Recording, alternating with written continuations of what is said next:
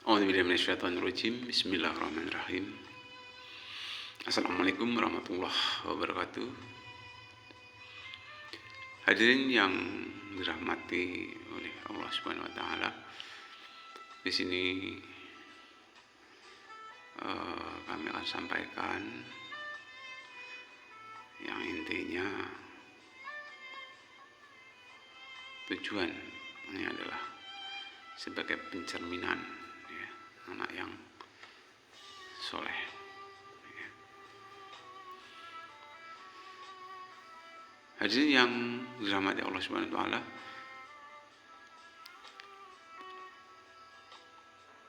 tentunya nggak bosan-bosannya kita mengucapkan syukur alhamdulillahirabbil alamin, karena hingga saat ini kita masih diberi kesempatan untuk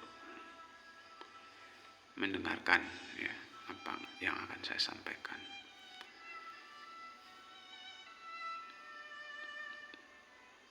Bapak Ibu hadirin yang dirahmati Allah, sebenarnya kehidupan di dunia ini yang kita cari itu adalah keberuntungan. Nah, itu keberuntungan. Tapi terkadang bukan keberuntungan yang kita peroleh, tapi sebaliknya. Juga yang dicari adalah kemenangan. Tapi bukan kemenangan kadang-kadang kita peroleh, tapi justru sebaliknya. Nah, begitu juga kebahagiaan. Yang kita cari sebenarnya adalah kebahagiaan, tapi terkadang untuk menuju kebahagiaan itu perlu proses, dan terkadang bukan kebahagiaan yang diperoleh, justru juga sebaliknya. Sebenarnya baik itu keberuntungan, baik itu kemenangan maupun kebahagiaan itu dapat kita capai, dapat kita peroleh. Ketiga-tiganya dapat kita peroleh. Bagaimana caranya? Nah, di antara cara-cara untuk memperoleh suatu keberuntungan, suatu kemenangan, dan suatu kebahagiaan, di antaranya adalah melaksanakan sholat khusyuk ya, wal khudu'. Sholat khusyuk wal khudu'. Khusyuk di sini maksudnya kita konsentrasi ya, semata-mata bahwasanya kita ini sedang berkomunikasi menghadap permohonan kepada Allah. Ya. Khusyuk, konsentrasi. Ya. Hati hanya tertuju kepada Allah. Nah, sholat di sini tentunya di samping sholat wajib juga sholat sunnah.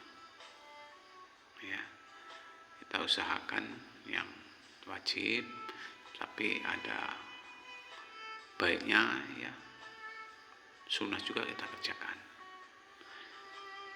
Ya, insya Allah kalau kita melaksanakan sholat sunnah bisa istilahnya itu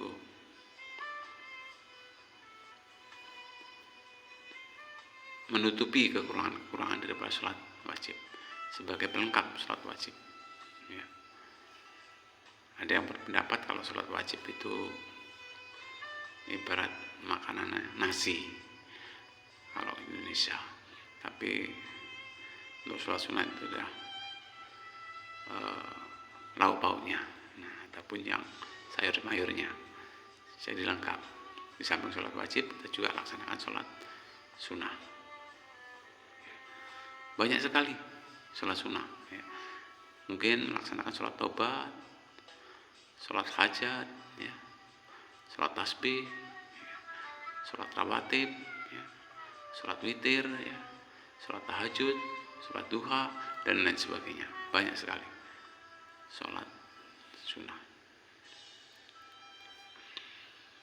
Karena kalau kita sudah laksanakan sholat khusyuk wal khudu ya, selepas kita sholat perbuatan-perbuatan di dalam sholat seolah-olah ya makna dalam sholat tersebut ya kita bawa juga selepas dari sholat.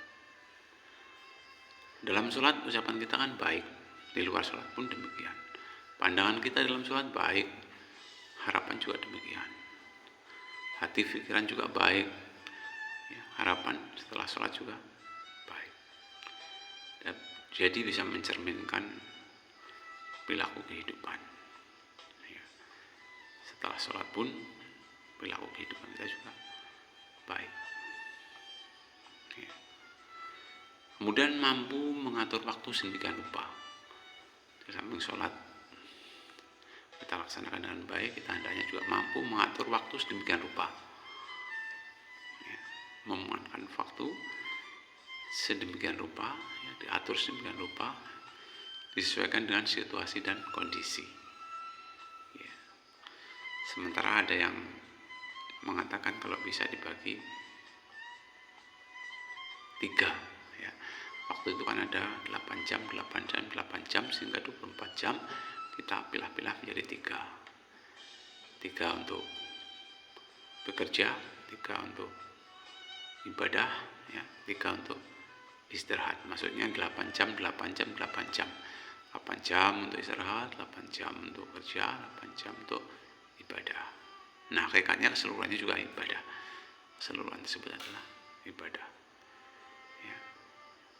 Baik tidur, ya, ataupun istirahat, baik bekerja, ya, baik ibadah yang lain itu hakikatnya juga ibadah.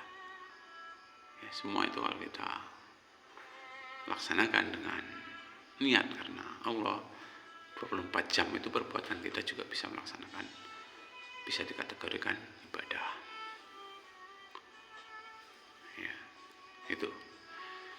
Kemudian di samping bisa mengatur waktu sedemikian rupa, tentunya kita konsekuen dengan aturan tersebut. Misalnya kita atur sholat tepat waktu misalnya, ya kita konsekuen, ya kita konsekuen. Ya, siapa lagi? Ya, kalau enggak kita yang melaksanakannya. Kita sudah atur waktu, akan janggal kalau kita sendiri melanggar aturan-aturan yang sudah kita laksanakan, yang sudah kita atur. Kemudian juga bersilaturahmi. Ya, betapa penting silaturahmi. Karena apa? Dengan silaturahmi bisa menambah umur dan menambah rezeki. Kita bersosial masyarakatan. Ya. Jangan sampai silaturahmi kalau hanya pengen utang piutang. Nah ini ya kadang-kadang kalau silaturahmi hanya pengen utang piutang, jangan. Ya, ada baiknya kita sambung tali silaturahmi. Ya. Insya Allah dengan silaturahmi akan menambah berbagai wawasan kita, menambah ilmu pengetahuan kita, menambah keakraban persaudaraan kita. Ya. Jadi nggak ada istilah sia-sia kalau kita mau bersilaturahmi. Ya. Jadi jangan menganggap sepele. Ya. Silaturahmi jangan anggap sepele karena itu juga perintah agama. Ya, ya tentunya kita laksanakan. Terlebih terhadap saudara, kita harus mampu ya, meluangkan waktu bersilaturahmi kepada saudara. Nah, salah satu keterkaitan dengan hal tersebut, ya, berbakti kepada orang tua, di antaranya adalah salah satunya menyambung tali silaturahmi yang telah dirintis oleh orang tua kita. Ya, mungkin banyak kenalan-kenalan orang tua kita ataupun saudara-saudara daripada orang tua kita. Nah, kalau orang tua kita nggak ada, ya, kalau toh juga masih ada, ya kita silaturahmi ke tempat saudara-saudara yang sudah dibina oleh orang tua kita. Jangan sampai putus ya, persaudaraan yang sudah dibina oleh orang tua kita. Kemudian lebih dari itu kita juga harus memelihara kehormatan diri, ya. Memelihara kehormatan diri. Jangan sampai kita melakukan hal-hal, ya, perbuatan keji maupun perbuatan mungkar. Kita tentunya menjaga kehormatan diri kita, ya. Hormati orang lain sebagaimana kita menghormati diri sendiri. Tentunya kita sebelum hormat pada orang lain, kita hormat diri sendiri, ya. Bagaimana orang lain akan menghormati kita kalau kita sendiri nggak mampu menghormati diri sendiri, ya. Perlu adanya kita dalam kaitannya dengan hormat ini perlu kitanya waspada dan terlalu banyak introspeksi diri, ya. Kalaupun toh mau berlaku, bertingkah laku, berkepribadian, ya, melakukan suatu perbuatan tertentu, ya, kita orientasikan kira-kira perbuatan ini sesuai dengan norma-norma yang ada atau tidak. Perbuatan ini mengandung unsur, ya, banyak manfaatnya ataupun banyak mudaratnya. Kalau sekira perbuatan tersebut banyak mudaratnya, kita tinggalkan. Tapi kalau banyak manfaatnya, ya insya Allah kita laksanakan. Kemudian juga kita menjaga amanah, ya, kita menjaga amanah. Kita sebagai umat muslim, ya, nah, di sini manusia itu memegang amanah dari Allah Subhanahu wa taala. Ya, kita jaga amanah yang sudah diberikan oleh Allah Subhanahu wa taala, ya. Tentunya amanah tersebut, ya, sebenarnya kaitannya dengan menjalankan apa yang menjadi perintah Allah dan menjauhi apa yang menjadi larangan Allah.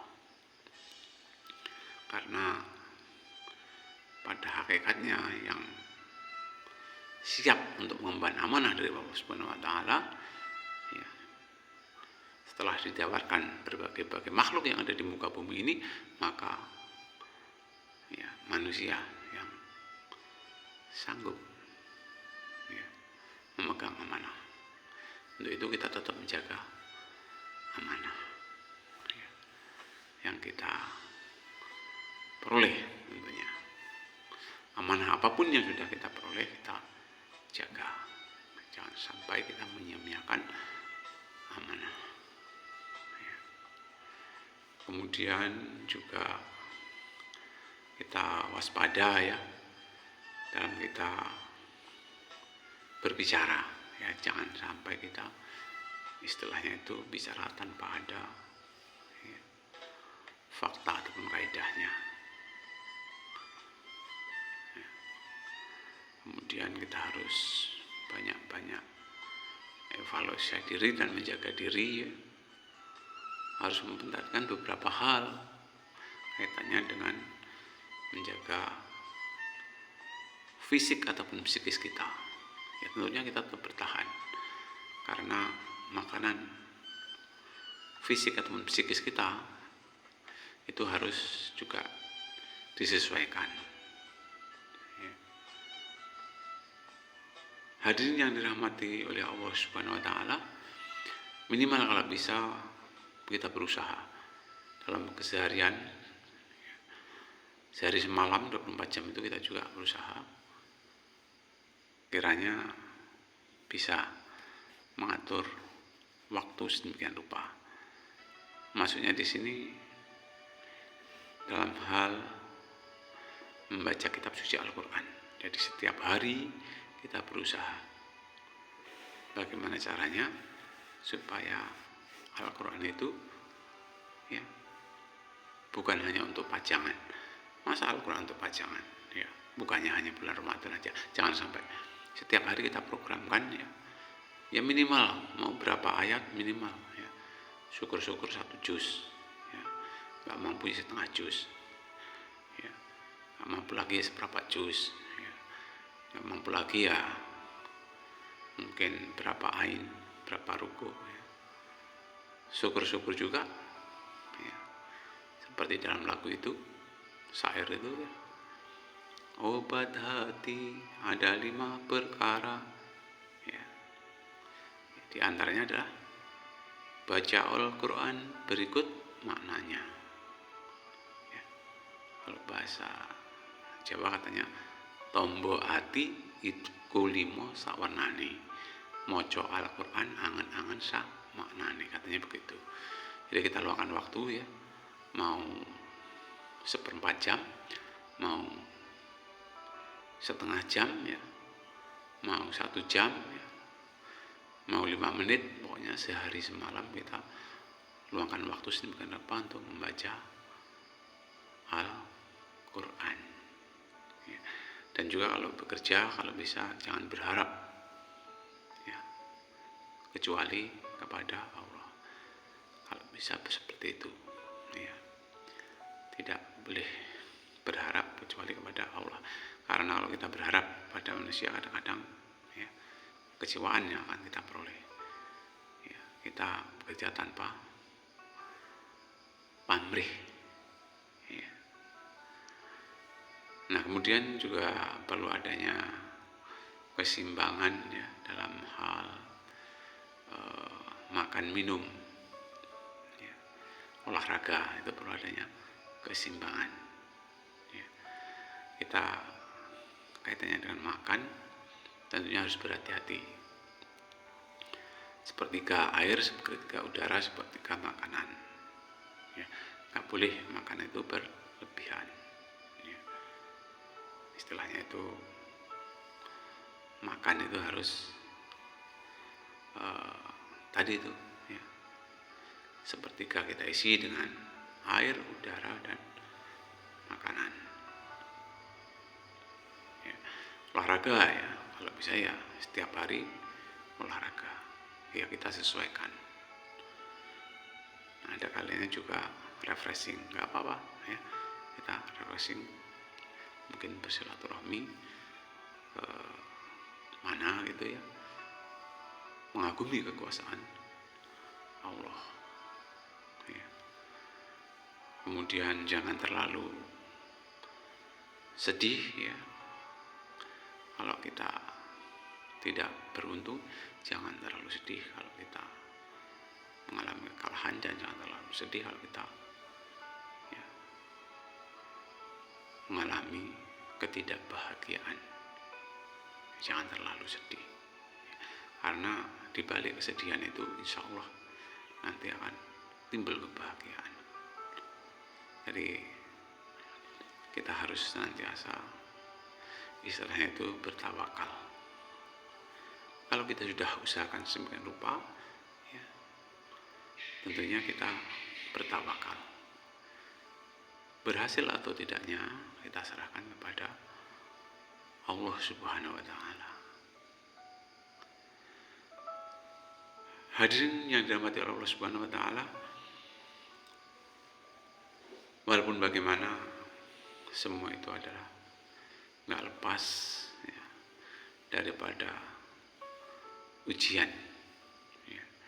Jadi semua itu adanya ujian, bahagia ujian ya. Di balik kebahagiaan juga ujian, keberuntungan ujian ya. Ketidakberuntungan juga ujian, kemenangan juga ujian, kekalahan juga ujian. Nah, bagaimana kita mencermati ujian tersebut ya? Tentunya kita harus menerima kenyataan tersebut dengan ikhlas ya. Ikhlas, dan hadapi semuanya itu dengan ikhlas dan penuh tawakal ya. Insya Allah kalau kita menghadapi semua itu dengan ikhlas dan penuh tawakal, hakikatnya semuanya itu ya, pemberian yang sudah diberikan oleh Allah pada kita semua itu adalah betul-betul yang terbaik dari Allah Subhanahu wa Ta'ala. Kita harus menerima dengan lapang dada ya. Mudah-mudahan sedikit cerminan anak soleh ya, orang soleh ya, dapat kita petik hikmahnya ya, sehingga kita mampu untuk mencapai keislaman ini secara kafah. Karena Allah Subhanahu wa taala sudah mengatakan inna akramakum indallahi atqakum. Ya. Orang yang paling mulia adalah orang yang paling takwa. Dan kita melaksanakan perintah agama itu juga disuruh secara menyeluruh. Ya ayyuhalladzina amanu fi silmi kafah wa la tattabi'u khutuwatis syaitan innahu aduwwum mubin. Ya, kita masuk Islam itu ya disuruh menyeluruh, jangan hanya sepenggal-sepenggal, tetapi semuanya ya dari A sampai Z itu Islami. Ya, kita menyeluruh, kita nggak boleh mengikuti langkah-langkah setan karena setan itu adalah musuh yang nyata bagi kita. Bapak yang saya hormati, lebih kurang saya minta maaf. Ya. Subhanallah wa bihamdihi, subhanallah wa bihamdihi, asyhadu an la ilaha illa anta, astaghfiruka wa atubu ilaik. Assalamualaikum warahmatullahi wabarakatuh.